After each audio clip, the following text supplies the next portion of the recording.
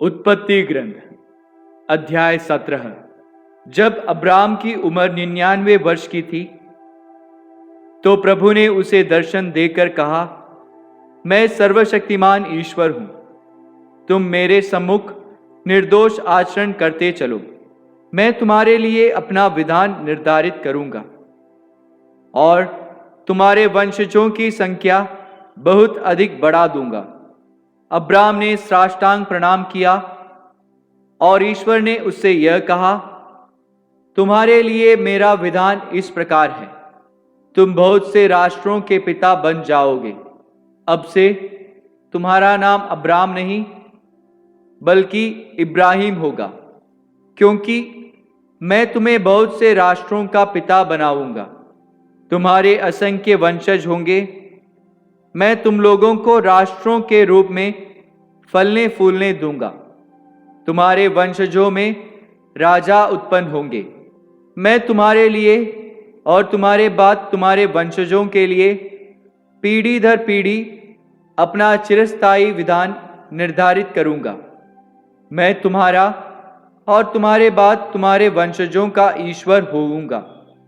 मैं तुम्हें और तुम्हारे बाद तुम्हारे वंशजों को वह भूमि प्रदान करूंगा जिसमें तुम निवास करते हो, अर्थात कनान का समस्त देश। उस पर सदा के लिए तुम लोगों का अधिकार होगा और मैं तुम्हारे वंशजों का ईश्वर होऊंगा। प्रभु ने इब्राहिम से यह भी कहा, तुमको और तुम्हारे बाद तुम्हारे वंशजों को पीढ़ी दर पीढ़ी मेरे विधान का पालन करना चाहिए। मैंने जो विधान तुम्हारे और तुम्हारे वंशजों के लिए निर्धारित किया और जिसका तुमको पालन करना चाहिए, वह इस प्रकार है, तुम लोगों में से हर पुरुष का खतना किया जाएगा। वह खतना तुम्हारे लिए मेरे द्वारा निर्धारित विधान का चिन्ह होगा। तुम लोगों के बच्चों में से प्रत्येक का खतना जन्म के 8वें दिन किया जाए। पीढ़ी दर पीढ़ी यही नियम कायम रहेगा। तुम्हारे घर के चाहे जिस किसी का बच्चा क्यों ना हो, या चाहे किसी विदेशी से धन देकर खरीदा हुआ ही क्यों ना हो, वह घर में ही पैदा हुआ हो या धन द्वारा खरीदा गया हो, दोनों का खतना किया जाए।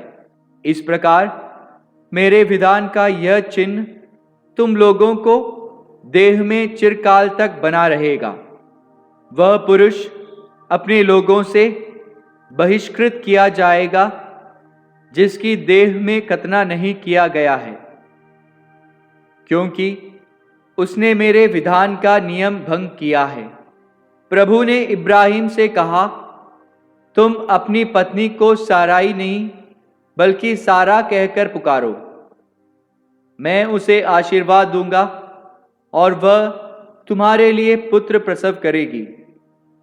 मैं उसे आशीर्वाद दूंगा, वह राष्ट्रों की माता बन जाएगी और उसे राष्ट्रों के राजा उत्पन्न होंगे।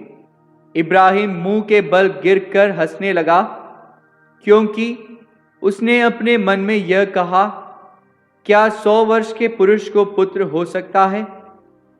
क्या 90 वर्ष की सारा प्रसव कर सकती है? उसने ईश्वर से कहा, इस्माइल तेरा कृपा पात्र बने। ईश्वर ने उत्तर दिया, नहीं, तुम्हारी पत्नी सारा तुम्हारे लिए पुत्र प्रसव करेगी। तुम उसका नाम इसहाक रखोगे। मैं उसके और उसके वंशजों के लिए अपना चिरस्थायी विधान बनाए रखूंगा। मैं उसका और उसके वंश का ईश्वर होऊंगा। मैंने इस्माइल के लिए तुम्हारी प्रार्थना सुनी। मैं उसे आशीर्वाद दूंगा, मैं उसे संतति प्रदान करूंगा और उसके वंशजों की संख्या बढ़ाऊंगा। वह 12 कुलपतियों का पिता बनेगा और उससे एक महान राष्ट्र उत्पन्न होगा। किंतु मैं इसहाक के लिए अपना विधान बनाए रखूंगा। अगले वर्ष के इस समय सारा उसे प्रसव करेगी। इतना कहकर ईश्वर इब्राहिम को छोड़कर चला गया। तब इब्राहिम के यहाँ उसके पुत्र इस्माइल का, उसके घर में पैदा हुए सब लोगों का तथा उनका जिन्हें उसने धन देकर खरीदा था, अर्थात इब्राहिम के घर के सब पुरुषों का उसी दिन ईश्वर द्वारा उसको दी हुई आज्ञा के अनुसार खतना किया गया। जब इब्राहिम का खतना हुआ तब वह 99 वर्ष का था, और जब उसके पुत्र इस्माइल का खतना किया गया तब उसकी आयु 13 साल की थी। इब्राहिम और उसके पुत्र इस्माइल का खतना एक ही दिन हुआ। उसके साथ ही उसके घर के सब पुरुषों का भी खतना हुआ, चाहे वे उसके घर में पैदा हुए हों, चाहे ऐसे हो जो धन देकर विदेशियों से खरीदे गए हों।